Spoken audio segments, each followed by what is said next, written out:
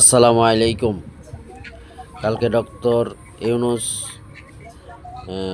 আবদুল্লাপুর থেকে সাভারের উদ্দেশ্যে যে ফ্লাইওভার আছে এটা দেখার পরিদর্শন করার জন্য আইছিল।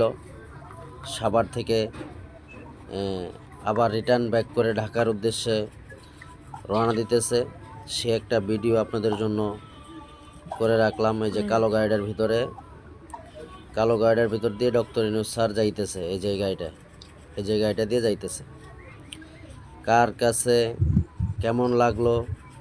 রাস্তাটা ভাঙ্গার কারণে গাড়িগুলা আস্তে আস্তে আসতেছে। রাস্তাটা অনেকটাই ভাঙ্গা, ব্রিজের কাজ চলতেছে, এর কারণে রাস্তাটা অনেক ভাঙ্গাচোরা। তার কারণে এগুলা আস্তে আস্তে আইতেছে গাড়িগুলা।